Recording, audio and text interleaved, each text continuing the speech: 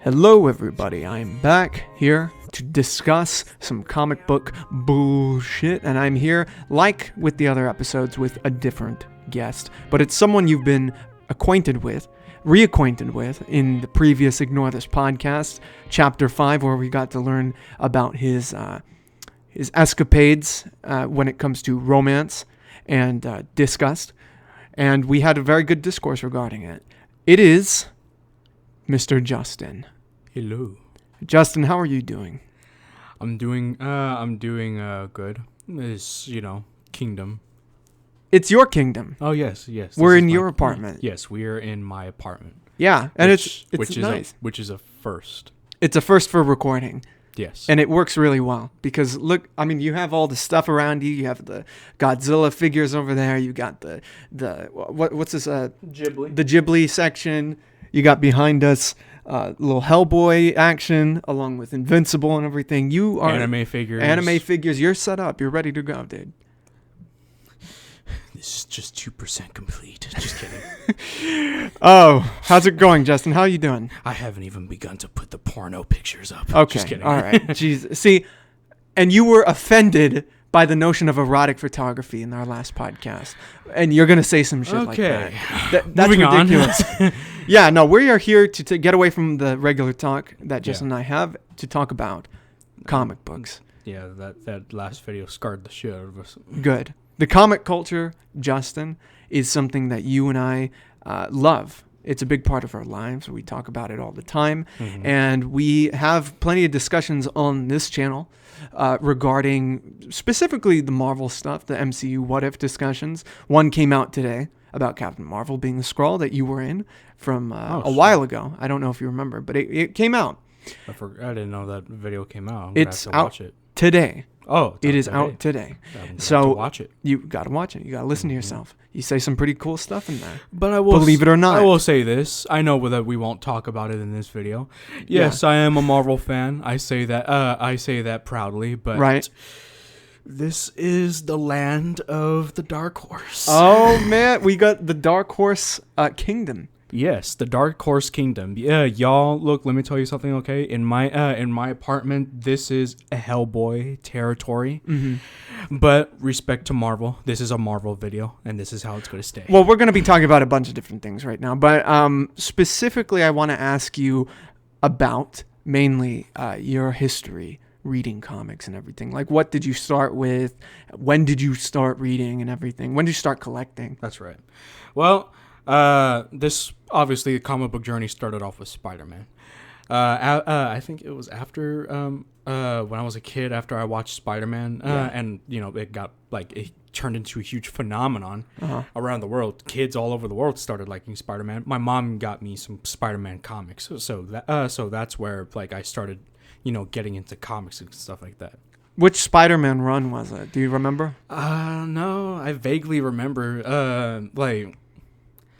I think it's probably just one of those just amazing Spider-Man comics from like the 90s probably. Yeah. Yeah, not the the early 2000s. It was one of those 90s fucking issues. The Age of the Clone Saga. Yeah, the Age of the Clone Saga. I'm thinking Venom era. Yeah, stuff like that. Carnage, because I do remember some of the Venom stuff. Mm-hmm. So yeah, that's where it's at. Yeah, I remember Mark Bagley did a lot of the art during that time for the Amazing Spider-Man books, and then later on the Ultimate Spider-Man books. Yeah, which I think is art evolved more in those books later on. Well, I think we can all agree that the Clone Saga in that in the Ultimate Spider-Man was the shit. Okay, yeah. You can't get anywhere but that. When it comes to storytelling in Spider-Man comics today. Yeah, the setup was great. Honestly, all of it. And quite honestly, I'm sorry if I'm going on a little rant, but if they don't what the fuck did I just say? If they don't implement that fucking story, or at least in some version of it in the MCU, in this upcoming next Spider-Man film, I'm going to be pissed. They will. Because there are some interesting fucking characters in that shit. in the ultimate rendition of that story. Yeah, precisely. man. Like They're probably going to merge elements of both the Yeah. original Clone Saga and what happened in the Ultimate Spider-Man. Because books. I'm not gonna lie to you. Like I know this. Like we're kind of going Yeah. off a bit, but like here's the thing. Okay, sure, you already did Doc Ock in the MCU, and that was Raimi's Doc Ock. And in the comics, for the Clone Saga, it was Doc Ock, the primary villain. in the Ultimate version of the story, yeah. Yeah, but like if you know for some reason like Marvel can't do Doc Ock and shit, or if the MCU can't do Doc Ock, then it's okay. You could just use the original Clone Saga fucking villain, which was the Jackal. Yeah. And I feel like you could fucking do some cool shit with the Jackal. Yeah, there is a feeling after No Way Home that they won't approach a lot of those villains because they implemented a lot of the villains from the older films. Like the first time we saw Green Goblin in the MCU was the Dafoe version. Same with Doc Ock and Electro and everything. And it feels like we're either never going to see the MCU versions of those characters. I feel like we won't, and or quite honestly, we won't see them for a while.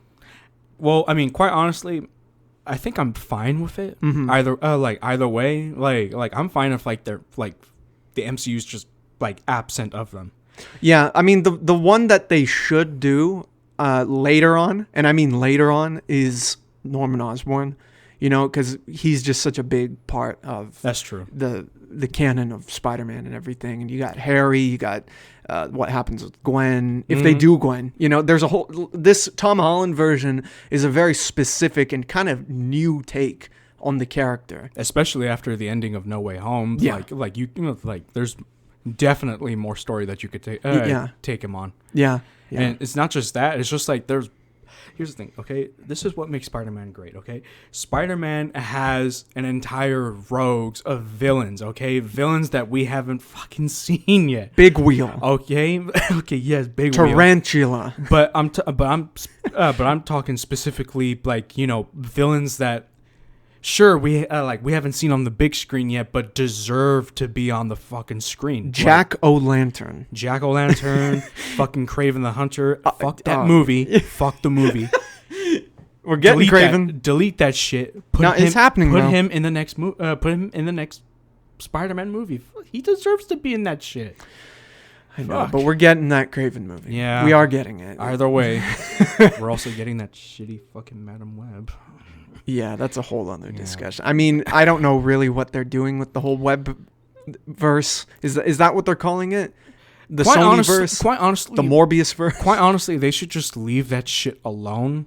Yeah. Because after what the fuck they did in Morbius, they just need to stop. Yeah. Did you watch Morbius? Unfortunately, Oh, yes. you did? I still have not. I've seen parts of it. Well, I'm glad you didn't, okay? I saw the post-credit scene.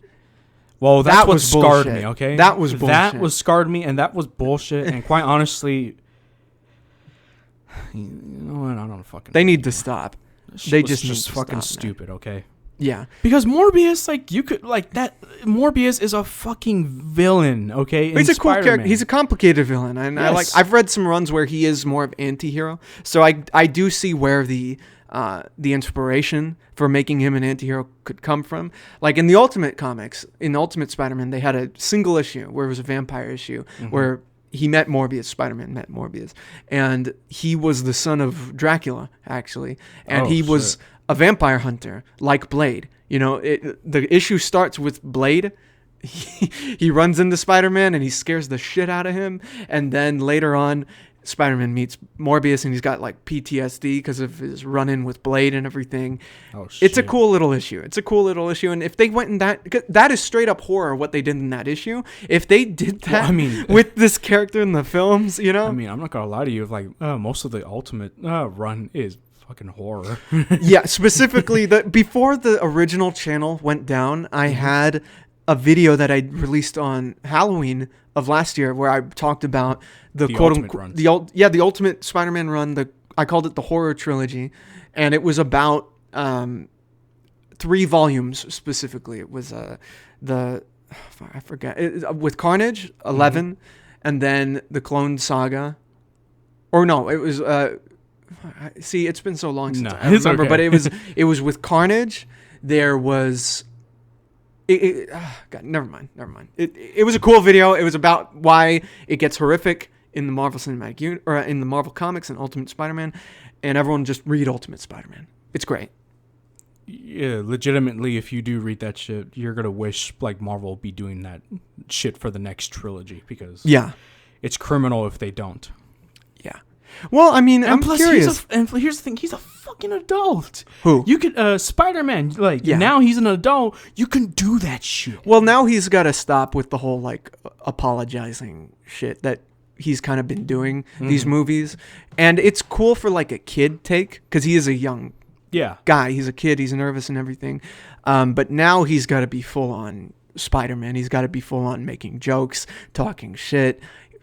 Confident while he's under the mask and everything, because that's actually an element of Andrew Garfield that I liked, where he had, specifically in the second film, even though I don't like the second film, the parts with him as Spider-Man, no, it's bullshit, but the parts with him being Spider-Man doing his thing, I thought were really strong. You know, like him making the jokes and everything. He was really good, man. He redeemed himself in No Way Home for sure. Are you kidding me? He became a legend after No Way Home. He's the GOAT. Do you want to see a third installment of the Amazing Spider-Man? I mean, I wouldn't mind. Close the story on that. Mm-hmm. Well, they would probably try to tie it in with what they're doing with things like Morbius and Venom and Kraven the Hunter. Quite honestly, I think they should just leave that shit alone. Yeah. Well, do you think it's set in that Amazing Spider-Man universe, those projects? Quite honestly, I don't really care like like what those projects are connected to. All I do know is that I just hope they erase that shit. Uh-huh. Especially from our minds, because I'm sorry, like how can I put it? Like, come on, y'all, like Vulture is a fucking Holland villain, okay? Yeah. Holland villain, okay? And he was good in the first fucking movie. I love him. He's one of my favorite villains in the films at all. Including fucking Mysterio. Mysterio amped that shit up. Yeah. If there are two villains I want to see interact with each other, it's the Vulture, played by Michael Keaton, and Mysterio, played by Jake Gyllenhaal. Are you kidding me? Like, those two guys... see, that would have been an interesting meetup, okay? Those two meeting up, not fucking Vulture and Morbius. Well, they're clearly building up a Sinister Six. I don't understand. I don't know what fucking Sinister Six is. I don't want to fucking find out. I don't know how I ended up here, but I'm pretty sure Spider-Man had something to do with it, Doc. What? Stupid. What? It's fucking dumb. How can you fucking directly but indirectly blame Spider-Man for this shit? Like, really? You're gonna blame Spider-Man? Why would he think multiversal shit? Even though it was partially his fault, but yes. Why would you assume at first that it was Spider-Man? Like, why would he have anything to do with that? You know? Plot twist. Sony fucking gave it away. We're partnering up with not Spider-Man, but Marvel to do Secret Wars and shit. Yeah. Well, they're probably going to implement some of those characters in Secret Wars for sure, which I do want to talk a little bit about later on in the video. That's right. But let's just talk right now, because we're talking about Spider-Man and everything. Love Spider-Man. Have you been reading any Spider-Man books lately? What's the last one you read? Sadly, no. No. Shit, what is... I actually have not been reading any Spider-Man. Any Spider-Man recently? Yeah. Quite honestly, because, like, how can I put it? The newer shit, like, the newer comics, like, in my opinion, like, they're kind of hard to get into. Yeah, there's so much canon to catch up on. It's not just that. It's just, like, how Marvel is right now. Like, like, the whole, like a whole Spider-Man thing, and then and then the Spider-Verse, and then and all this other shit. I'm like, it's not like the other like OG stories where like it's just plain Peter Parker, and like like dealing with normal eccentric New York shit. and real life stuff, like responsibility real and life everything. stuff. Yeah. But like no, like in this newer comics, like like Doesn't he have a kid? I don't fucking know anymore. I don't know, man. Aren't him and Mary Jane married with a child? That's in this comic. Like That's not the Amazing Spider-Man where that's happening. I don't think so. No. Oh the Amazing Spider-Man, I think that's its own run. But I don't know, dude. Like, what the fuck they're doing is... You really should read, and I own it. So if you want to borrow it, I'll let you borrow it. Okay. And I mentioned it on the first one of these comic videos that I did with Exley. It's a recent book called Spider-Man Life Story. Yeah. I won't tell you too much other than the idea is it's Spider-Man aging per issue. And it starts in the 60s when he was created. So first book's set in the 60s. Next is the 70s, 80s, 90s, and on. It's life story, his whole life, essentially. It deals with all the canon, pretty much. All the canon of Spider-Man. So you would really like it because it simplifies things. Mm-hmm. And it's just a great book. So if you want to borrow it, I'll let you borrow it. That would be nice. Yeah. But is there, kind of getting away from the Spider-Man stuff, because that could be an episode in of itself. Mm-hmm. What have you been reading recently? I mean, I know, but what have you been? Come on, let's hear it. Hellboy. I am sorry, y'all, but like, you're the Hellboy guy. Let me just explain something real quick. Okay. Look, I love Marvel and DC. Okay, Marvel and DC, like, well, I mean, I don't know about DC. I don't know what the fuck they're doing. Like the shit that, especially with Superman. Like, fuck. Like, oh man, I can't wait to talk about that. I'm not even gonna fucking get into that. Well, shit. We'll get into that later. But go ahead. But here's the thing, like Marvel and DC, like their continuity structure, or just like their stories and shit, like it's not all like lining up together. It's a mess. Yeah, it's a mess. Fucking mess. Because like back then, like some story especially in the 90s, like some stories in either Marvel or DC, like those stories would sometimes coincide with one another, to the point where like it leads up to this whole big ass thing, like the events that they would have, like Civil War is an example. There you go, Civil War, or fucking 2010 Secret Wars, or not even that, fucking Secret Wars 2, like during the 80s, like that shit.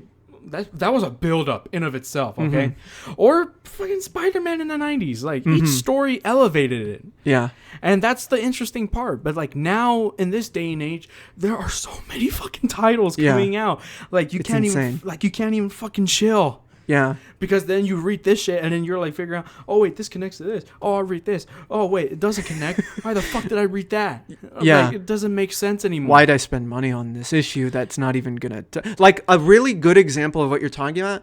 And Marvel is in the big two. Marvel and DC are really bad at the events nowadays, but a really good example of an event that happened that had a big buildup that didn't mean shit was Age of Ultron. Okay. Do you remember that? Oh, yeah. So they built up through all the books, Age of Ultron, not the film, but the book, Age of Ultron, where the idea was it was the Terminator, essentially, where Ultron won. He took over the whole world. It turned into this big post-apocalyptic dystopia run by Ultron and the machines. And, you see all the heroes scattered and everything. They had a tie-in issue of this event, Superior Spider-Man. And Superior Spider-Man, for those who don't know, was a run of Spider-Man where it was for a while, it was very popular, where Doc Ock, before he died in his own body, he switched minds with Peter Parker, and he lasted a whole year in his body, in Peter Parker's mind, and was a darker, more brutal version of Spider-Man. And this run coincided with Age of Ultron for a single issue, and it was very clear that they weren't in talks. Like, they weren't talking to each other. It just felt out of nowhere, and they were trying to fill in the gaps, but it was really messy because they didn't have a plan. Age of Ultron came and went, and it turned into another Days of Future Past, and it was ridiculous. Yeah, see, or you know what? No, I'm gonna give you one better. Okay. Doomsday Clock. Oh yeah. Sorry. I am sorry, y'all, but that explain what Doomsday Clock is to the people. For those of you that don't know, Doomsday Clock is basically the main DC universe, or supposedly merging with the Watchmen universe. When they did Rebirth, when DC did Rebirth and essentially just kind of soft reboot, they incorporated the canon of the original Watchmen into that Rebirth. See, look, they planted seeds all over like Rebirth about that shit. Okay, even in whatchamacallit, New 52, they planted small seeds that like at first I didn't even know like what the hell this shit was. Yeah, but like after like seeing that like in some of the Rebirth comics, I was like, holy shit. Like the button, Batman, the button, finding the comedian's button, or back in the New 52 when Owlman, he apparently became God and fucking Manhattan annihilated his ass. Yeah, like see that was it Reverse Flash? Because I remember Reverse Flash, he got like messed up. No. It was Wally West. Oh, okay. Yeah, it was Wally West and shit. Like they had a fucking build up. Yeah, and then we find out that the ending, like, was cool. I like the ending. It was cool, but then we find out that none of that shit is ever gonna happen because some of the other DC creators that were getting popular at the time, they were kind of like, no, we're doing our own shit. Fuck this bullshit. We'll make it into another Crisis event. Yeah, no, Watchmen. That was proof. Doomsday Clock was proof that Watchmen needs to be left alone. Yeah, it is a perfect book that needs to be left because it's not in any sort of canon. It's based on the Charlton characters like Blue Beetle, Peacemaker, Captain Atom, and all those guys. But the Question, Rorschach and the Question, that needed to be left alone. But no, they decided to fucking piss us off. Yeah, they're cool ideas, but they were cool. I but mean, like, where'd it go? They like, what do you fucked mean? It up so bad. Yeah, you know what? I just like at the end of it, I was just like, it's not worth it. No.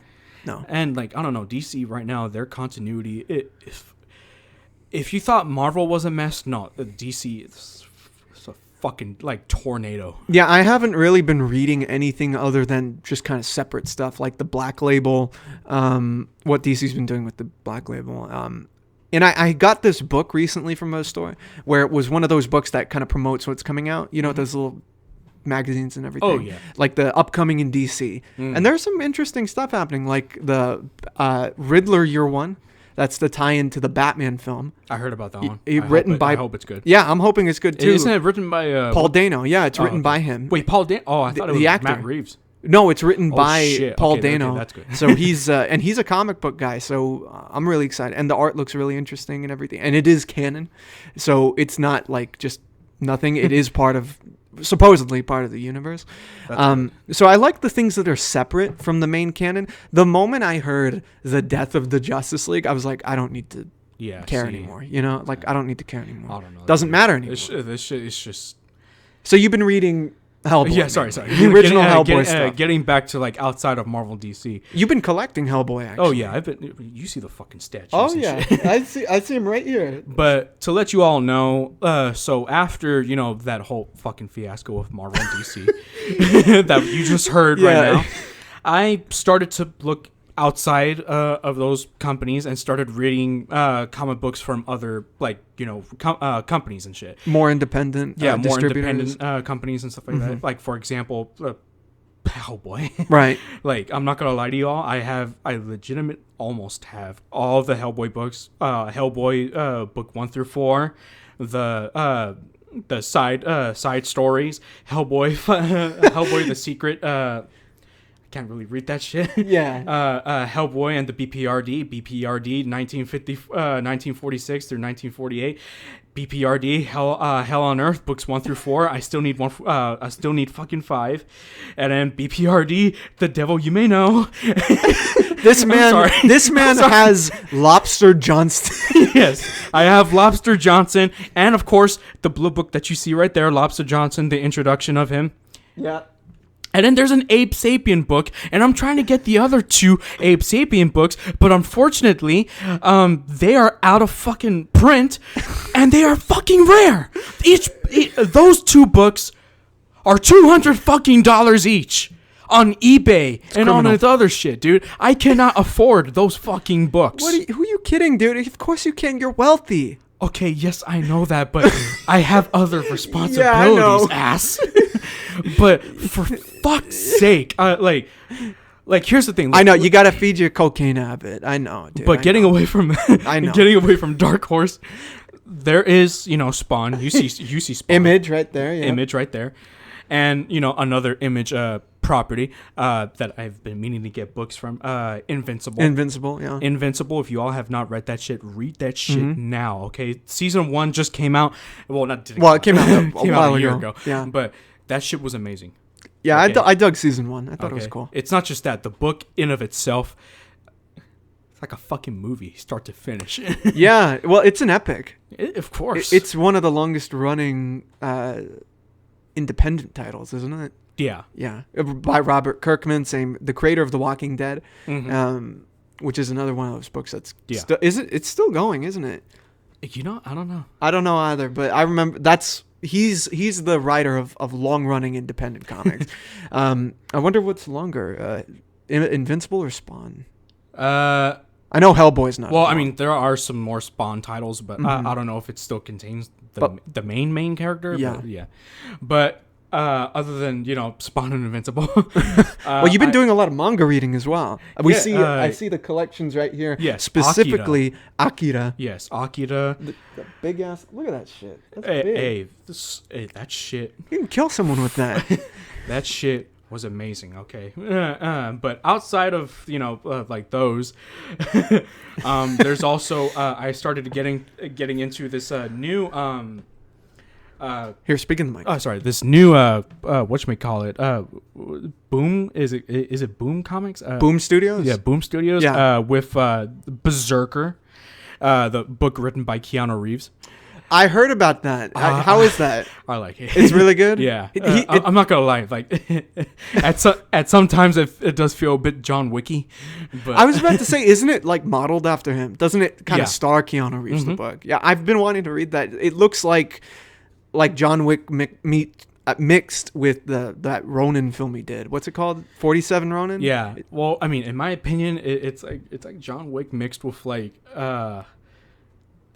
in some way like Logan. Oh, okay. Yeah. That's pretty. It's not John Wick though. No, it's not John Wick. It's just a Keanu Reeves book. Yeah, that Keanu stars Reeves Keanu book Reeves. and character. Yeah, and it's written by him. Mm-hmm. Well, him and some other person. Sure.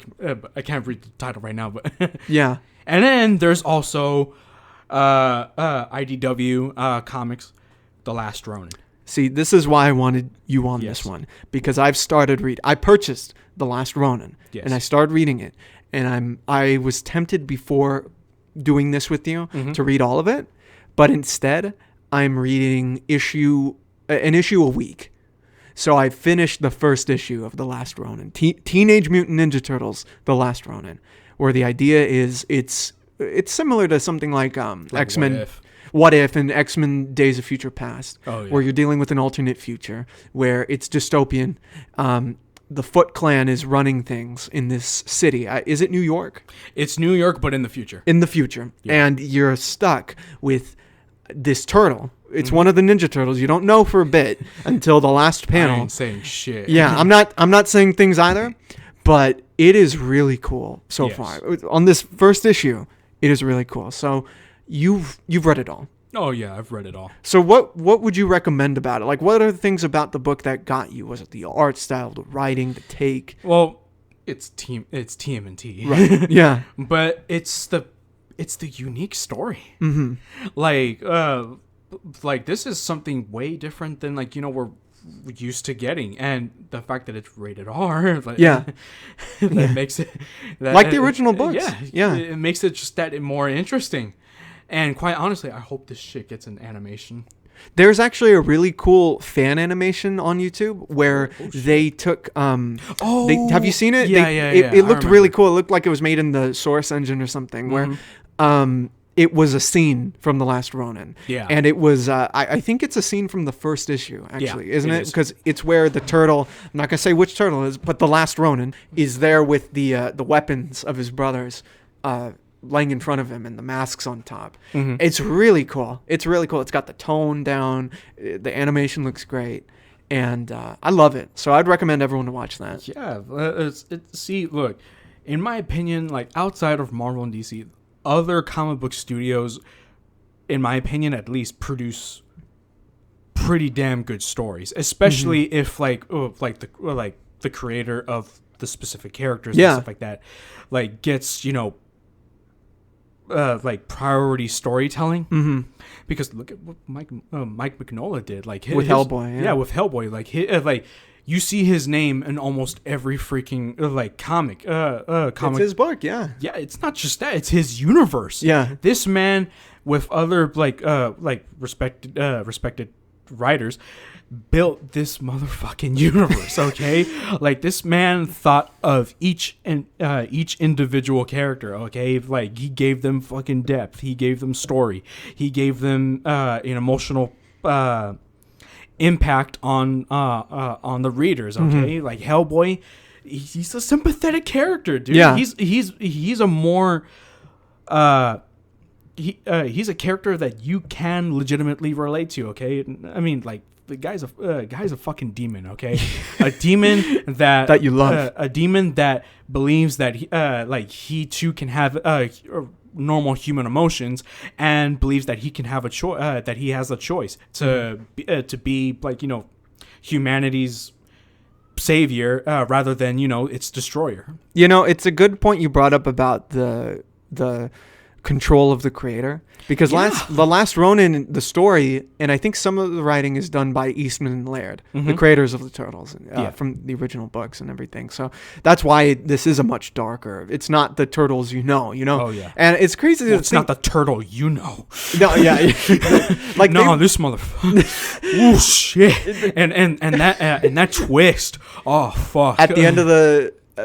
Are you talking about the first issue or just the first issue? Okay, don't spoil nothing. No, I'm not spoiling shit. But that twist, oh shit! At the very end, that was great. Because I thought they were faking me out. I thought I knew who the turtle was because they keep it a mystery throughout the whole issue. I thought I knew exactly who it was because of the way that he's betrayed. He's betrayed, and also he's talking to his brothers, but they're figments of his imagination. So, and they don't show the colors for the brothers. That's right. They're very peripheral when you see them. So, but the thing that kind of gives it away is the dialogue and the way that each turtle is talking. Because a lot of them are talking off screen, but you read it and you can kind of match the writing with the voice and which turtle it is and everything. I thought I knew who the last Ronin was.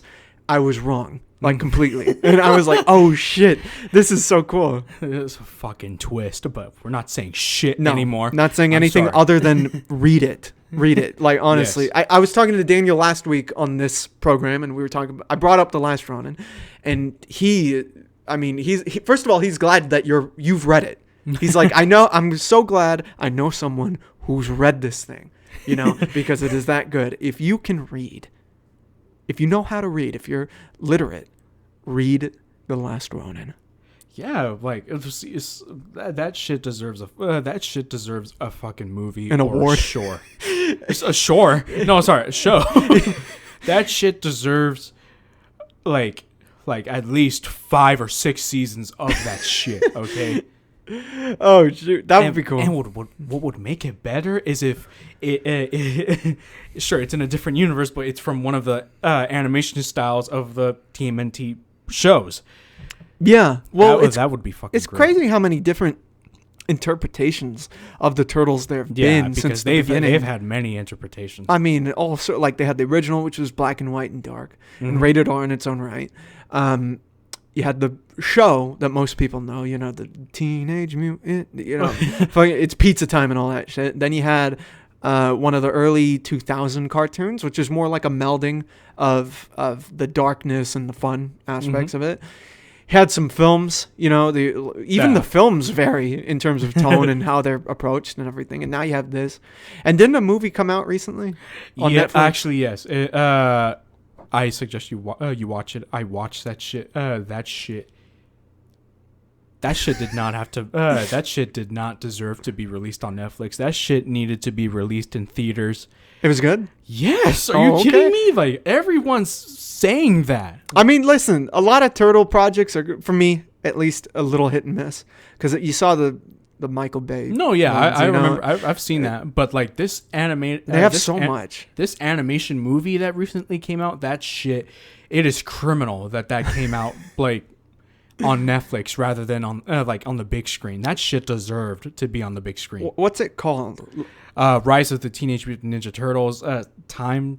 I forgot, but it's. You'd recommend it? Yeah, I recommend it. Okay, like I went into this movie blind, and I'm not gonna lie to you, I've never seen the damn show before.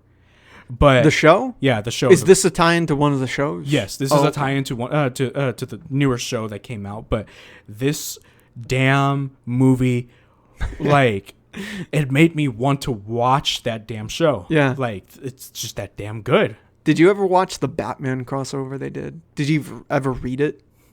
No. No. It's whatever. I've seen some clips of it. Looks okay, you know.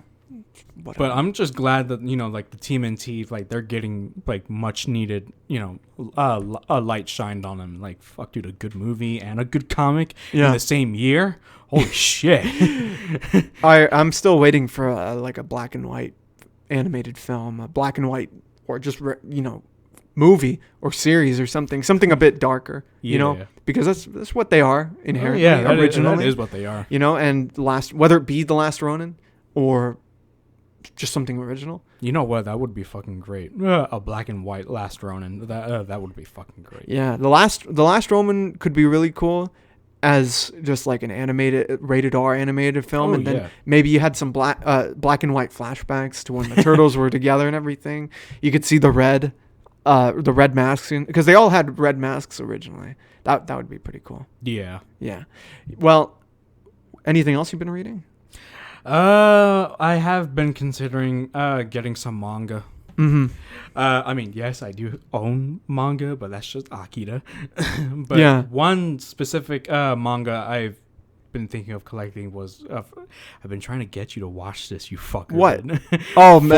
Full Metal Alchemist. Okay, we watched the first episode. I have the statue right there. Look at that.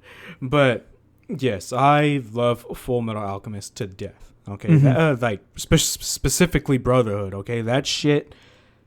Which one do you watch first? Okay, so my mom got me into that shit. She had me watch the original one, and I'm not gonna lie, the original one, like the story it didn't really interest me, and like it was kind of like all over the place. Mm-hmm. Like some characters you didn't know, and then like there were like some plot points where you're just like, what?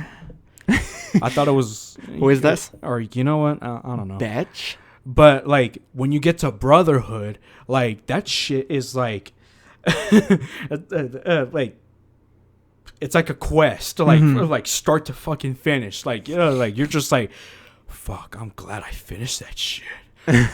Whoa, holy shit! Like, because like I'm telling you, that story, like, it's just a great fucking thing that you like you just need to watch. It's your thing. Yeah, and like they actually recently because here's the thing, there's the original manga that based off the original show, and the Full Metal Alchemist Brotherhood shit that was completely like rewritten and done. It took elements from the original show and manga, but they incorporated it into this new thing and into this new show, and they did it astoundingly better than the original, and shit was fucking amazing. Right on, man. And then get that manga. And then like a couple years later, they start releasing, you know, Brotherhood manga. Huh. Which, you know, is the same story as Brotherhood, but you know they're just writing it in a manga. So that's the one you would get. Oh, yeah, you kidding me? Brotherhood I manga. fucking read that every day. Okay, even though I finished reading it, I'm gonna read it again. Good, back to back. Yeah, back to back. Cover to back cover, my friend. A book that I would recommend to you, especially since you are an X-Men fan. Okay. And you're excited to see them implemented in these films. A book I would recommend, which I got recently, which for a really cool price. Real quick, sorry. Yeah, no, go ahead. Did you watch She-Hulk? We'll talk about that. Okay, yeah. Okay. We'll get back to that. Later. I read. Speaking of which, I read the first book of this series. I guess it's like a mini series. I don't even know really, but It's called X-Men Grand Design. Have you heard of this? No, I have not. So is this new? It's a newer book, and it's this really big. It's a big book, and it's very flat, and the pages are really nice and big and everything. And so what it does is essentially it kind of runs through the early canon of the X-Men, like the First Class days into the X Factor days, and it's told in this from the perspective of the Watcher. Oh, yeah. Interesting. And they incorporate a very similar style, a throwback art style to the original X-Men, Jack Kirby art and everything. Oh, okay. And they even they have an issue of the original X-Men book. X-Men #1 is at the back of the book and everything. And it's really cool. It's a cool, just reminder of what the canon was and what the X-Men started as, because, you deal with the idea of I'm hoping, kind of what, the X-Men stood for. Yeah, you deal with the idea of prejudice. You deal with the idea of othering people. Race, sexuality, everything that the X-Men are allegories for are dealt with in this book. It's really cool. You get to see their encounter with the Juggernaut. You get to see the encounter with Mimic, Magneto, the Brotherhood, and everything. And then they slowly get into the transitioning period. I think there's a second book of Grand Design where it's a red cover because this first one's yellow. Mm-hmm. I think the second book it will start, and when I read it, I think it's going to start with giant-sized X-Men, where, they brought in the new roster, Wolverine, Storm, Colossus, Nightcrawler, and everything. I recommend it. It's a really cool throwback book, and it'll get you in the mood for more X-Men stuff in other forms, whether it be movies, shows. I mean, we're already getting that little taste ever since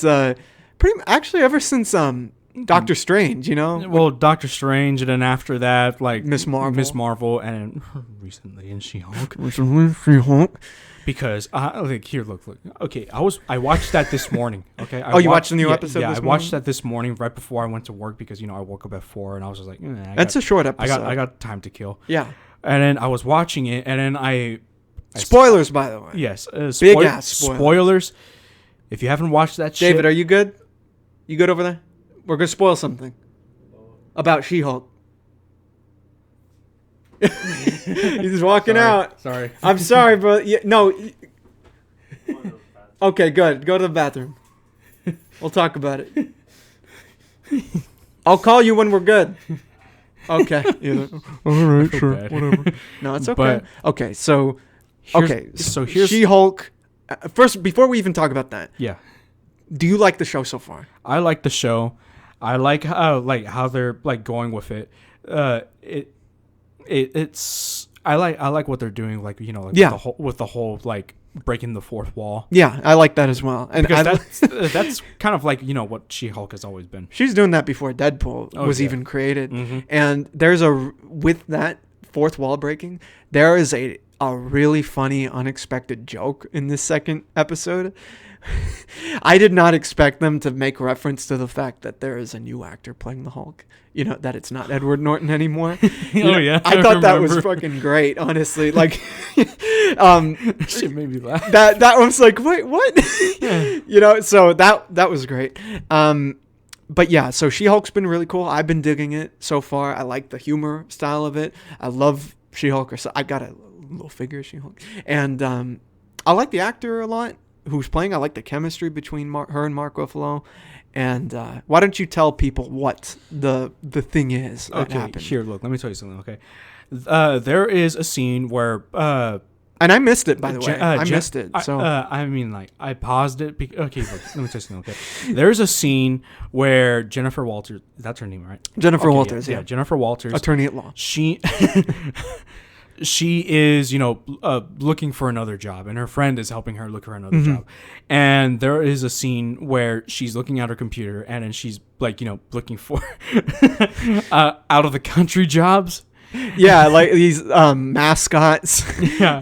Mascot positions. But that didn't intrigue us. What intrigued the shit out of not just the two of us, but the entire fucking fan base. Dude, I heard about it later. I saw it on the side. I'm like, Iron Man news. Oh, this is interesting. Yeah. Eternal. There's an Eternals reference. Was it Tiamat? Yeah, the statue team. Finally, someone mentioned it. Like, really? A giant person is in our ocean. They could have referenced that shit in fucking Falcon and Winter Soldier. Literally anything else. But no, it's She-Hulk. But you know what? Fuck it, whatever. But anyway, yeah. So they mentioned that was not the fucking that was not the fucking cheese on the bread, okay? Let me tell you something what it was, okay? What was above it, okay? The news article that said man with it said man with fucking claws, metal claws, like starts fighting a fucking bar. Is that what it said? Yeah, it said in a bar. I don't care what the fuck what it was doing. All it said was man with fucking claws. That, ladies and gentlemen, that entire fucking sequence indicates that Logan has been in the MCU for a fucking while. Wolverine. A while, okay? Wolverine. Even before Captain America was in his fucking diapers, okay? He has been in there for a fucking while, okay? What does that mean? That means that, he's been in there. He's been, knocking up, some females and shit. Who knows? We probably already got X-23 or fucking, what was his son's name? Dakin. Yeah, Dakin. Dakin's probably in there fucking clapping man cheeks and shit. But that's not the only confirmation. What this confirms is more mutants in the fucking MCU, and what confirms is the fucking X-Men is in our horizon. Okay? It's going to turn out, I promise you this, that he is the great-grandfather of the woman that Cap lost his virginity to. Oh my God. That's what's going to happen. I promise you that. Look, aside from that, I'm happy of the fact that they are implementing more, slowly implementing more X-Men shit more into mutants. this universe, okay? It started Doctor Strange. I mean, a little bit of what Doctor Strange. We see Xavier himself, a variant at least. Variant at least. But then, in Ms. Marvel, they confirmed, they kind of did a complete fuck you to the Inhumans. Yeah, they kind of did, yeah. But, now, it's confirmed that, Ms. Marvel's a mutant. Yeah.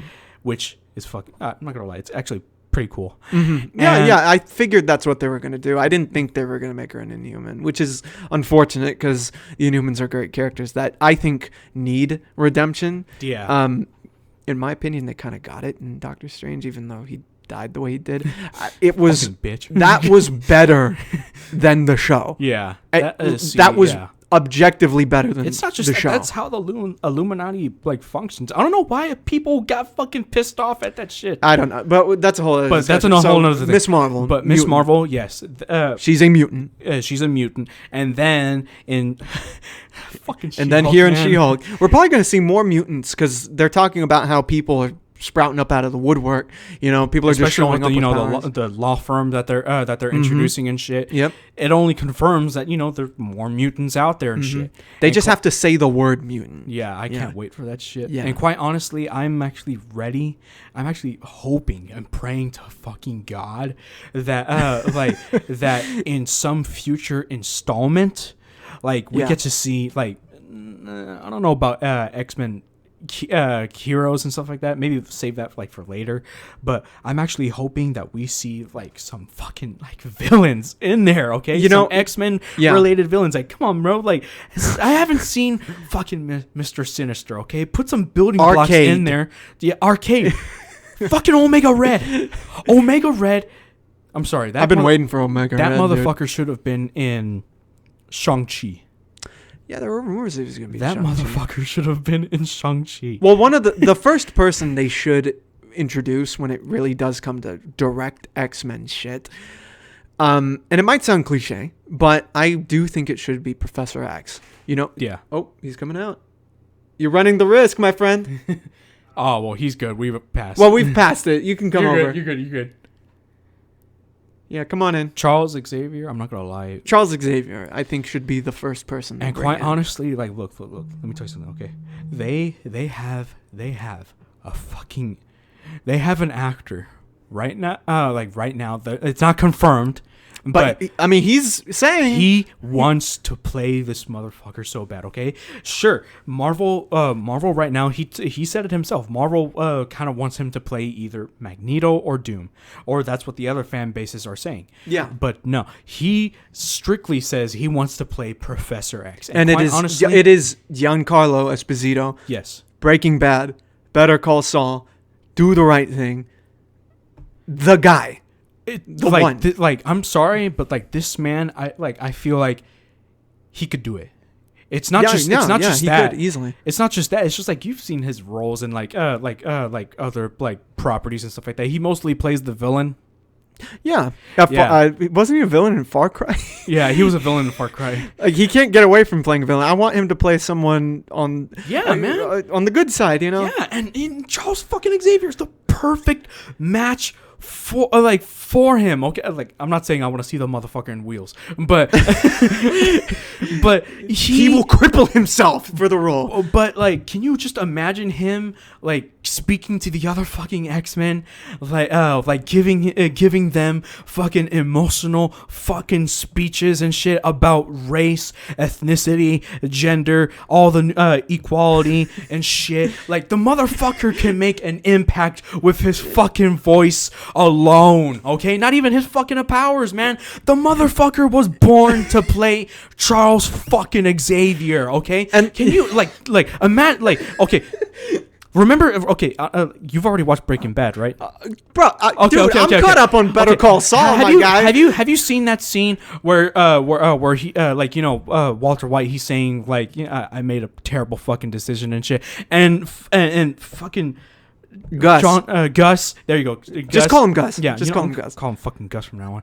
But Gus, Gus for wheels. It gives him like this speech about a man, what a man does, and shit like that. I want to see that shit in X-Men. Like, yes, we may be different, but we provide for those that don't accept us because it's the right thing to do. Sure, they may not like us. Sure, we are different from them, but that does not make us smaller or bigger than them.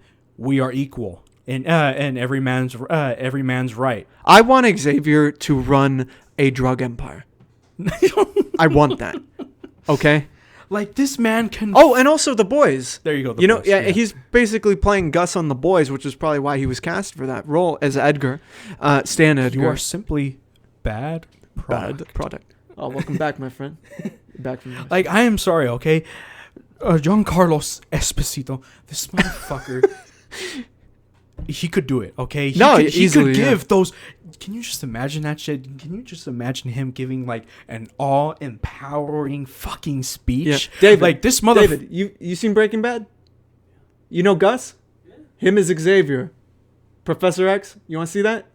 That'd be cool. Yeah, he said that would be cool. David is the layman here, relatively speaking.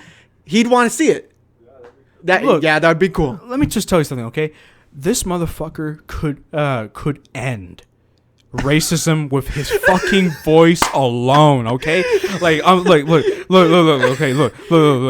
Let me tell you something, okay? The moment this motherfucker gets on screen on a wheelchair, okay, bald ass head and shit, this motherfucker would be like the MCU's version of Martha motherfucking Luther King, okay? Like, are you fucking kidding me? Like, this man could hold up a fucking like mutant Bible of for all I care, and he could say, I have a dream where young human kids and young mutant little kids, black mutants and little white mutants coming together to play with normal human brown boys and white boys. This motherfucker could end that shit. Okay, like, are you kidding me? Like, there's your answer to the MCU's Martin Luther fucking King Jr. Okay, this motherfucker could do that. Here's the thing. But you know what? Alongside it's a all that, 50-50 fucking thing because we might not get that shit. No, we're getting it. We're getting it. Look at how red you are in the face right now. That's why we're getting it, man. That's why I hope and pray to God Marvel like is actually listening to their fans. Oh no, and shit. if he's going on stage saying this shit, they've talked about it. They must have. Like, there's no way that he goes up on stage at a convention, says, I have been talking to Marvel, but I want to play that motherfucker. Like, there's no way that conversation hasn't happened. There's no way they didn't see that. They see everything. They listen to everything. They watch everything. Come on, dude. You know. Like, that. And not only that, bro, but like the X-Men, there are so much fucking characters in the X-Men that rightfully so deserve their fucking shows or movies, man. Well, here's the thing. Like, Beast, he deserves his fucking show. I know. Okay. But where would you want to see Xavier be introduced? Would it be in an X-Men film or another show or property or something? I would like it if, like, okay, let's just say, like, Phase 6, it's coming, okay? Oh, you think after Secret Wars? No, there's Phase 6 is... Oh, sorry, Phase 5. Because they announced 5, which is up and coming, right? It's after Black Panther. Yeah, there you go. And then, you're right. I'm sorry. Yeah, 6 is where Secret Wars is at the end of 6, right? Okay. Yeah. I would like it if... humor me, okay? Okay. I would like it if after the Fantastic Four movie, we get a post-credit scene, and whoever the hell is playing Reed Richards, he gets contacted, okay? And he's asked to come up in upstate New York to a mansion. Mm-hmm. And that's when you meet Xavier? Yes, that's where you meet Xavier. And Xavier starts to tell Reed, I know that you are smart enough to realize that there is an upcoming threat. And I believe it's time for us mutants to come out of hiding. Wouldn't you agree, Mr. Richards? See, that would be pretty cool. Oh, sorry, no, Dr. Richards. Dr. Richards. Put some respect on him now. Yeah, come on, respect. I think that would be really cool. I would actually really like to see that because those characters are really cool together. I mean, if you don't mind me asking, Fantastic Four, aren't they mutants or no? Oh, okay, no, okay. They're just genetically altered.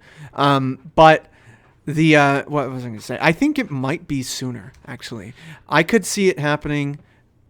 And this, I hate speculating because get another WandaVision situation. But I think it would be cool if he was introduced in the second season of Miss Marvel and approaches Miss Marvel. You know what? You got me there. That would be pretty damn cool. Yeah, that would be. I think pretty awesome. Along with at least one of the X-Men. I don't know who. I hope it would be Cyclops because Cyclops, he's the he needs respect, dude. Oh I'm sorry, I love the original X-Men movies, but that motherfucker needs they nerfed him. Yeah, it's not that they nerfed him. Him. The motherfucker yeah. And they got a really good actor for him, James Marsden. I think. I mean, there are points, especially in the second X-Men film, where he's really giving it all. Like at the end when he's talking to Jean through Xavier and everything. Like he's doing really good with a visor on his head and everything. But the third film, I mean, when they just got rid of him like that was awful, dude. That was bad, dude. Mm-hmm. And they tried redeeming him a little bit, and with the younger actor. They got in the newer films, but he needs to be fucking redemption. He needs to be introduced before Wolverine. I'm sorry. Actually, you know what? All of them need fucking redemption. And leave Wolverine for later. Leave him for later, okay?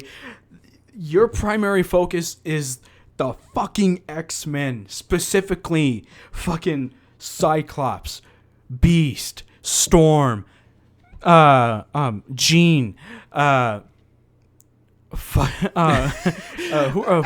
look, anyone whose name is not Wolverine. Every fucking X-Men. Everyone who is not Wolverine, because I love Wolverine and I can't wait to see him. But I do want to see other characters get the spotlight. And in the Marvel Cinematic Universe, there's no reason they shouldn't. Yeah, man. And not only that, but with the whole the whole situation after Loki and shit, you could do. There are legitimately unlimited opportunities that you could do with the fucking X-Men with that shit. Fuck, you could bring in you can bring in Deadpool and fucking who? what's his name again? Cable. Oh, Deadpool and Cable. Yeah. Yeah, I know, like it's the same actor and shit, but like then Cool then you could just say like it's a variant. He's a variant. Yeah, he's literally a variant. A variant. Yeah, a variant of Thanos, except he sounds like Thanos, but he's a human. You brought up Loki. Yeah. I want to talk about something very specific. It is a rumor right now, but it's something that interests me and I think is kind of funny. And this ties into something else that you and I have been wanting for a while. Okay, are you ready? Okay. So Loki season 2 is coming out. Oh, yeah. And there are all sorts of rumors. I'm actually hyped for that shit. And I'm excited as well. There are all sorts of rumors about what can happen in there. And I don't know if you've heard any of them. But there's a very specific rumor that is, take it with a grain of salt. We're just spitballing at this point, right? We're spitballing ideas. Wouldn't it be cool if this happened? There's a rumor that because of the multiverse, Loki travels. The sacred timeline is split at this point, right? So we're gonna see more. We're gonna see more of the multiverse. It's the multiverse saga. There's a rumor that we will see in season 2 of Loki the Squadron Supreme. Holy shit! Yeah. And Hyperion, who's a Superman knockoff, essentially a parody of Superman. Hyperion, played by Henry Cavill. Oh God! Have you heard this? No, I have not. Okay, so this is it's a big rumor right now, and not only that, but there are other actors whose names have come out, specifically John Hamm as Nighthawk. Oh God, that's this Squadron Supreme's Batman. Yeah.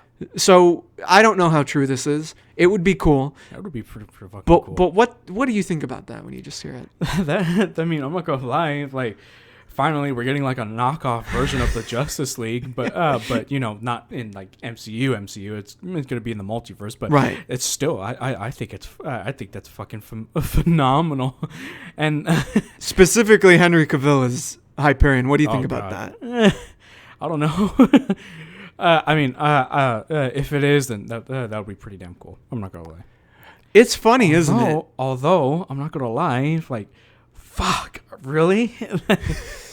Well, I mean, DC's been wasting their time with Henry Cavill, man. DC, you know what? DC's they just did fucking dirty.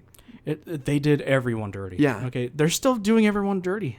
Still. But, I mean, the idea that Marvel would just... it's brilliant on their part. That they would just be like, oh, okay, they're not doing anything with Superman.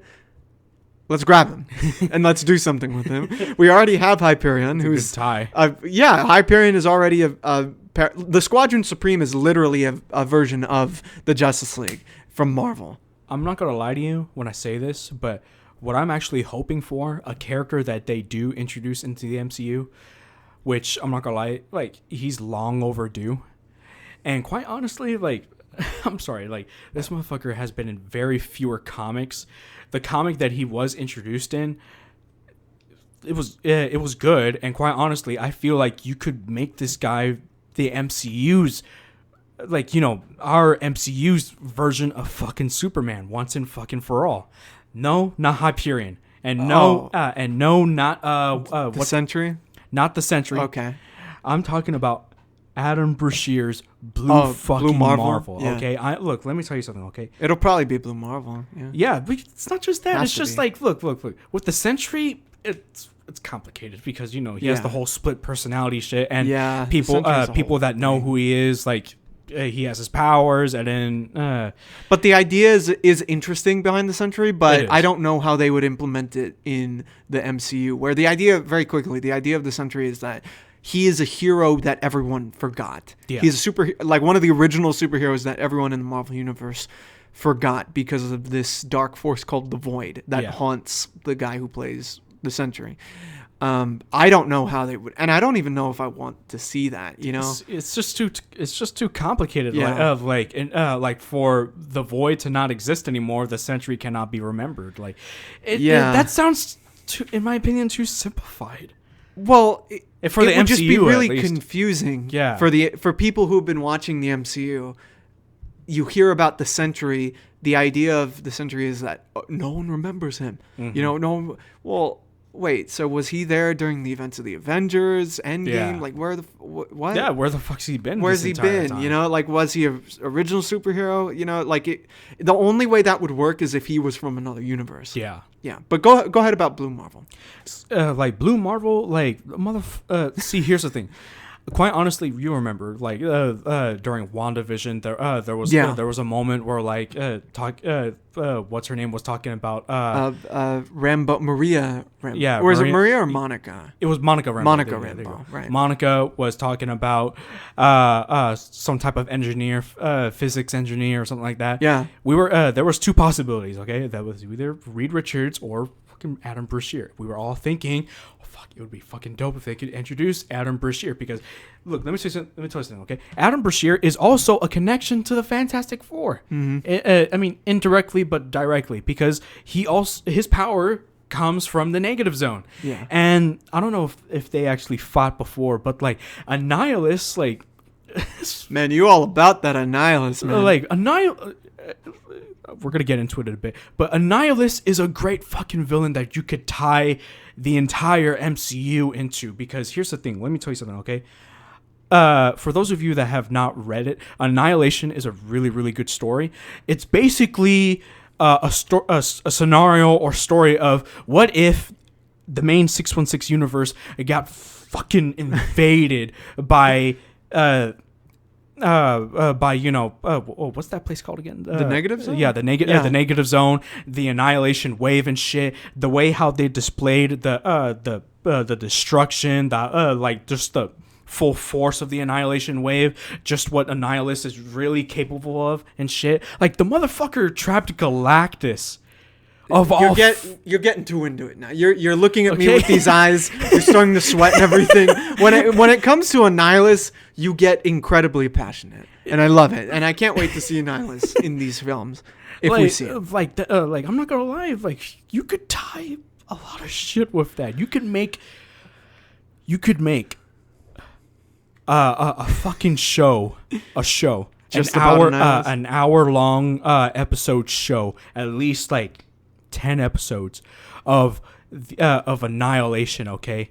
And that shit would be like a fucking odyssey, okay? I'm sorry, okay? It's the fucking truth. Like, a Fantastic Four is connected to that shit. Adam Brashear is connected to that shit. Galactus and all of them, the Guardians and the fucking Nova, especially outer space, because, you know, Annihilation specifically takes place out of space. The Kree are involved. The Kree, the Skrulls, what's their name? The fucking... The Brood? Not the Brood. The other alien race the X-Men deals with. Oh, the Shi'ar. Yeah, the Shi'ar. There are some Shi'ar in there. Like, they're all fucking like at their fucking knees trying to is too much. Push this motherfucker back. It's too much. Like, Annihilation needs to be. I'm sorry. Look, let me tell you something. Okay, before Secret Wars, before the Kang Dynasty, we need to see that shit. That's later, man. I'm sorry. That's later. There's too much to introduce at that point. Yeah. That's probably after. See, yeah, we're never gonna get that, because like, fuck that. Like, that's it's so much good storytelling, but right now we have a short fucking time span. Yes, we do. So, Supreme Squadron would be cool. It would be cool. It would be very cool. And this is connected to another thing I want to talk to you about. That I heard today. I heard this today. It's a report, an exclusive report, apparently, and it's connected to Henry Cavill, that he has filmed a post-credit scene for Black Adam as Superman. Get the fuck out. Wait, what? That's what I heard, dude. That's what you heard? I'll look it up right now. But before we get into really the nitty-gritty of it, you hear Henry Cavill is coming back as Superman, hypothetically. Okay. What do you think about that? I'm not gonna lie to you. Like, Henry Cavill, like, the guy is a good fucking actor and shit. And like, after like hearing about like the shit that has been coming to light throughout the years and shit, like fuck, like, they did him dirty, and not only that, but like, they did Superman fucking dirty, because I don't know if you know, but like, you probably already know that BVS, like, from start to finish, it was all a fucking mess. Yes. Because well, first of all, Doomsday was not supposed to be a fucking villain in there. I don't know what they're thinking with that. The guy in the wheelchair, you remember that guy? Played by Scoot McNairy. Yeah. That guy, plot twist, was supposed to be Metallo. No, Yes. No way, yes, dude. Yes. That guy was supposed to be Metallo. I could see it because they got a really good actor for that role, and they just blew him up in a wheelchair. Like, that guy was supposed to be Metallo, and apparently this the reason why this whole Batman versus Superman shit was stirring up is because from what I've read, apparently this was supposed to get Superman at his weakest, and Metallo was just supposed to be an ace in the card. So just in case Batman couldn't do it, then Metallo can just step in and just finish the fucking job. That already sounds better. But we didn't fucking get it. Well, the thing is, I think when it comes to Henry Cavill's Superman, and I've always felt this, that there was always potential with him. I don't think he's ever really captured that Superman quality in terms of the personality. There are moments where it's like it flares up, and I think the best of his Superman is in the Snyder Cut. Undoubtedly, like when he comes back and he sees his mom and everything, sees Lois. Like that absorbs that sun. He absorbs the sun. That was some good shit right there. I was like, oh my, I feel it. I feel it. But I wish he got an honest go at being Superman in the way that, it doesn't have to be a carbon copy of Christopher Reeve, but I do want that warmth from him in the way that he deals with being Superman. They wanted to portray Superman as a more realistic figure, and have the whole world kind of not plot against him, but target him, target him. And I didn't, with the depiction of Superman and how he responded to that, it wasn't for me. Yeah. I felt like he gave up hope too quickly, and he lost what made him Superman. But him coming back, I am interested in, because I hope that they achieve that. And from what I understand, I hope too, because because even the fucking CEO of Discovery, I guess, or I don't know, or I think Discovery Warner, Warner Discovery, I think his name is. Like he said it himself, like Warner Bros. Disrespected the shit out of Superman. Yeah, like Superman, that's everyone's fucking hero, dude. Like the motherfucker, he's the original. Yes, he is the original, Superman of Supermen. Okay, if you think Adam Brashear or fucking none of them exist or without Hyperion, Superman. The Sentry, or Thor, or any of these heroes. Yeah, any of these Superman-esque characters, or just superheroes. We don't get superheroes as they are without Superman. Yeah, we don't. Superman was the first. He was the guy that started it all for comics. Okay, this guy, the fucking man. For superhero comics. Okay? He was the one. He's the one that worked. He's the proof. So this is from Heroic Hollywood. This is the report they gave that Superman returns in Black Adam. According to a new report from Geekosity, Henry Cavill recently filmed a new scene as Superman for Black Adam. The report claims that Superman appears in Black Adam's post-credits scene, so fans shouldn't expect Cavill's Man of Steel to have a significant role in the film. However, this would seem to definitively confirm Cavill is hanging around the DCEU as Superman.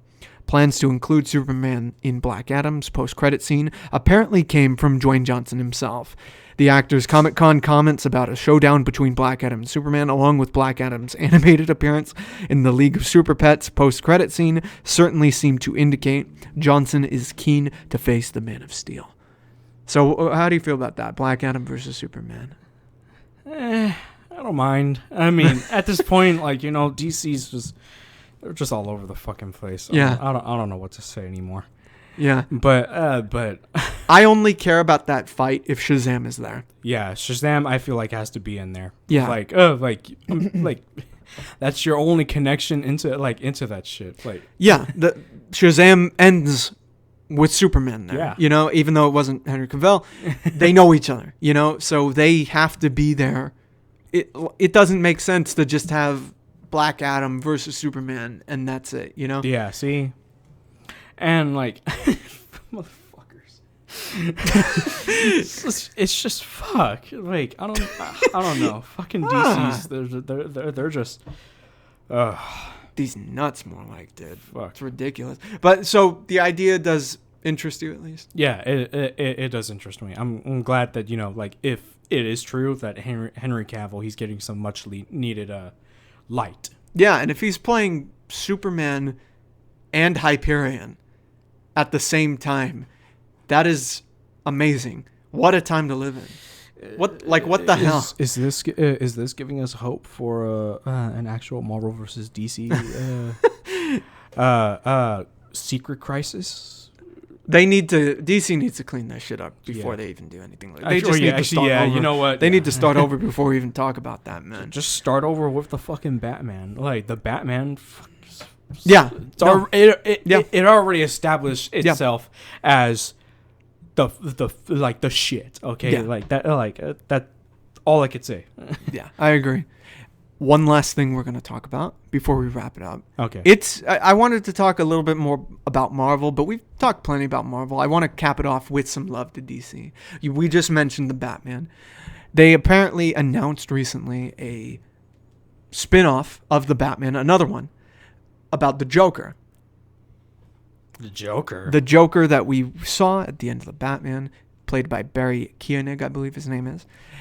That's going to be a weird fucking interpretation because I'm not gonna lie, like that shit. But did it not? It wasn't your thing. It's not just that. It's just like the Joker is the face of anarchy, and when you saw his fucking face, like you knew, like, fuck. Yeah. Like this Joker looks vaguely different from the other Jokers that we've seen before. I mean, we got a taste of that from The Dark Knight. Yeah. But this Joker, like, I'm sorry, like he looks like he had his ass handed to him, and like he's got the fucking scars to prove it. Well, this is what you'd probably look like if you were in an acid bath. No. He's definitely put in acid. No. I'm sorry. This is that is what you'd look like if you pissed Batman off. Dude, come on. He for sure fell in acid looking like this. No, I'm sorry. You don't think he fell in acid? I believe he got his ass You think Batman just did that to him? Yes. Then how is he pale? That. What, did Batman take his hair and start dyeing it green after? No, I believe against Batman, his will. I believe Batman got pushed to the fucking extreme. You've read that comic from Hush. Like I know, really but we're talking shit out of. I'm literally talking about the way he looks. I'm sorry, dude. I'm not convinced that that's acid. I'm convinced, dude. That the Batman did that shit. Dude, okay, look at this image of the back of his head. Look at that scarring. Okay, I see it. That's chemical right there. That's chemical, man. Now let me read. This is from Giant Freaking Robot. Giant freaking robot. Yesterday, the world was thrilled to find out that Matt Reeves, director of the Batman, signed a major deal with Warner Brothers for his many upcoming DC films. The same was made for Warner Brothers Television, which will see Reeves make his new Batman universe that much more expansive. A series is already being worked on that will drive forward the rise of Colin Farrell's Penguin. We also reported that Joker and Scarecrow were going to be featured in that series. Well, through our trusted and proven sources, we can also report that Reeves is now working on a Barry Keoghan Joker show. So, hearing that show about the Joker, assumedly in Arkham Asylum, I guess. Or him causing chaos. I don't know how much different it would be from what we got with Joaquin Phoenix. What do you think about that? I don't really know, because like we already got Joaquin Phoenix and shit. And I feel like DC at this point, like they're just... I don't know. Like, I feel like the Joker in of itself, that could be like another The Batman movie. But like The Joker is what they're gonna call it. Oh God, I don't know. But I was actually kind of like hoping that, like, because like I guess they're not doing like a Catwoman fucking spinoff anymore, I guess. I don't know. Oh, okay. I don't know. Was that canceled? I guess I don't know, but I mean, there was talks about it. I know that for sure, but like I don't know. I am excited for this whole Penguin show, because like The mafia type shit. it's not just that. It's just like I'd like that's something I wanted to see. Penguin's rise to power. Yeah. Well, the idea of taking these villains and giving them their own shows, at first it does sound a little bit like what Sony's doing with Spider-Man, but as long as Batman is still involved, because the Penguin specifically, right? You brought up the Penguin. We saw him introduced in the Batman. We saw him interact with Batman. That relationship is established. And who's to say that Batman won't show up in that show, right? So there's that. That would be fucking great. That would be cool. And maybe the same could be said for this Joker series. Now, I don't know what this could entail, because already I like Joaquin Phoenix better as the Joker. Oh, yeah. I originally thought he should have been the Joker to Pattinson's Batman. Like, I thought that would have been great, and I just think it would have been better. So it kind of runs the risk of being repetitive of what they're doing, because they're making a Joker sequel also, where he's in Arkham Asylum. He's meeting Harleen Quinzel. It's going to be kind of a musical and stuff. How does this show how does it differentiate itself, Well, if you were in charge of this show, right? And I thought you meant the entire fucking No. If okay. you're in charge of the Joker show, right? This version of the Joker tying into Batman. If you were that guy and you saw what they were doing with these movies with Joaquin Phoenix, what would you do to differentiate it from that? First of all, I'd cancel this shit. Because Joaquin Phoenix is already kicking ass, so there's no fucking point. Like you're basically overkilling to overkill, okay? Fuck. Like Joaquin Phoenix, he's fuck. The guy showed us that he could be fucking Joker, okay? And quite honestly, good. Yeah, but so you just say, I don't want to do this. No, dude, pick someone else. Batman has an entire rogues of villains that you could fucking do. Okay, like there are so many. Fuck, dude, Mad Hatter, fucking what's his name? Hugo Strange. Dr. Hugo Strange would be really Dr. cool. Hugo Strange. We'll probably see him in this show. The fucking League of Shadows, the Court of Owls. Oh, Ra's al Ghul. Hush. Yeah. There you go, Hush. Fuck. There's a lot of villains. Okay. What's her name? The fucking doll, or whatever you call it. Doll. Baby doll? From the animated series? Yeah. Where she was like a grown woman, but she had the body of a toddler. Yeah, I think Baby doll's her name. Baby doll would have been fucking cool. Or you know what? Here, make a fucking Bane. Oh, see, now you're killing me. Bane would be too much. I would love to see Bane, dude. That's when you got to get Batista. No. I'm sorry. You know what? I'm gonna take this a bit extreme and shit. Oh shit. I know they'll never fucking do this. Mr. fucking Freeze. Well, I feel like Mr. Freeze should be saved for a Batman movie. Yeah, you know what, a movie, yeah. Yeah. Bane would be dope though as a show. Oh, no. I would love to see Bane. Are you kidding me? Don't do fucking Poison Ivy. Fuck that. Well, that's too much. Well, it depends. I mean, it depends on how they approach it, because I feel they will get more fantastical as they progress. Yeah. I mean, the moment you bring in, if they do bring in the character of Robin, it becomes kind of fun, becomes more fantastical, because you're involving this younger kid into this war on crime and everything. It can't be taking itself super seriously anymore. You know what I mean? Even though the Batman was a very serious film, if you bring in characters like Robin or Mr. Freeze, or even Clayface, let's just say, for sake of argument, right? Or fucking Killer Croc. Or Killer Croc. It becomes more comic booky. It becomes more kind of Arkham Asylum-ish and everything. And I want to see that. I do want to see that, because I don't want this to be just a carbon copy of the Nolan films. You know what I mean? Mm-hmm. I do want to see those comic book elements. That's what I'm going to see a Batman film for. But if Joker's getting a show, honestly, what they could do like different elements. They could make a psychological thriller of a series, where you play with the origin of like kind of similar to what they did with Killing Joke, the book, not the film, where you play with the origin and you're stuck with this feeling of like, I really do not know who this guy is. He doesn't even know who he is. You could see the Red Hood gang. You could see an early version of Batman. You could see that first meeting of theirs, because in that deleted scene they did of Batman meeting Joker, they mentioned that it was their anniversary, right? Mm-hmm. It was the first anniversary of them meeting.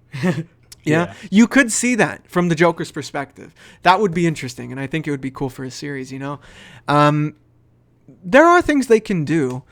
It's just, I hope they do them A, well, and B, it's different enough.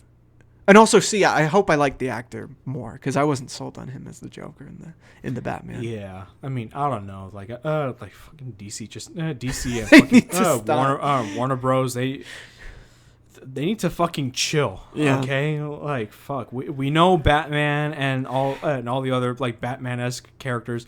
They're fucking great, but take a fucking chill pill. Okay. Yeah. Fuck. And before we wrap it up on this one very quick thing I want to bring up, which is kind of sad, but it's interesting. I heard today they're gonna do some of the people who were working on Batgirl. They're gonna have like a secret, quote unquote, screening, funeral, like a funeral. Did you hear about that? Yeah. Like, that's sad, man. That's really sad, dude. Like, I bet you right now, like they're probably all like having a beer and shit. They're just fucking crying. Whatever, man. Oh, fuck them, man. Fuck them. Okay, it's okay. Your vision is with us. Michael Keaton. Poor Michael Keaton's getting screwed out of so many jobs, man. Batgirl, The Flash, all these other things that he was going to show up in as Batman. It's crazy. I don't know, dude. Like, well, he got paid, so. I feel like he just needs to fucking come back and do some more fucking Vulture shit. Well, that's on its way. It's just going to be with Morbius. Oh, fuck that. No. Just bring him back to the main 616. Make it like a fucking joke, and then and then move on. Yeah, and then move on, and then like that was weird. And then later, just fucking bring it up to Spidey, like, you know what? I was outside of the universe for a moment. I don't know if you've noticed, but like I kind of blamed you, but then like I found out that it wasn't you, so like just shit happens. So he's like, yeah, I met a vampire, Pete. Yeah, and I killed him. He's dead. Met another version of you, but not so much like you. Yeah, he literally says, "I killed Dr. Michael Morbius," and then he slowly looks to the camera. It's not happening again. All right, Justin, that was it for this one. Thank you so much for joining. Do you have anything lastly you want to say about the comic shit that we're talking about? Anything? Comic shit? Y'all, let me just tell you something, okay? I have been reading Hellboy so fucking long. Just give that shit a fucking chance. Because we've all watched the Ron Perlman fucking movie. That shit was awesome, but the comic is going to elevate that shit. All right. Okay? All right. Let's just hope and pray that instead of a fucking movies, because we know we're never going to get movies ever again, do a fucking show. Okay. The style and the fucking art. I love Hellboy. Love that you love Hellboy. And I love everything we talked about today, Justin. Is there any place you want the people to find you, if at all? Well, you can find me. Obviously, Julius will put this on the video. Possibly. I mean, I don't know about a link. Don't you dare put a link. But you can find me on Instagram. Photo J Crazy. Julius obviously knows how to spell that, so he'll spell that out. But I don't like that you're assuming things. Fuck you then. But okay. but yeah, you can find me there. I regularly haven't really been posting shit, but regularly I post photos. Yes, I am a photographer. Well, photographer and trainee. You can get my evidence from the man himself, David. Yeah. Hey, David. Hey, David. What would you say is my progress on photography? Say it loud. And be really honest.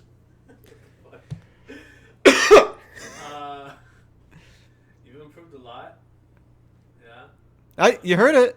You improved a lot. You heard it. Yeah, you still have a way to go in terms of composition and stuff, but I think from when you started, you've For those who didn't hear, he said that you suck, and you could be better. Oh, wow. Prick. Alrighty. All right, man. Thank you so much, Justin, for joining. Honestly, it was a lot of fun talking to you about all this bullshit. And next time, we'll tolerate comics once again. Oh yes, tolerate. All right. Well, I think we might have to have whiskey in this shit. That would have helped. That would help. All right, Justin. Have a good one. Stay safe. Mm-hmm. And goodbye. Goodbye.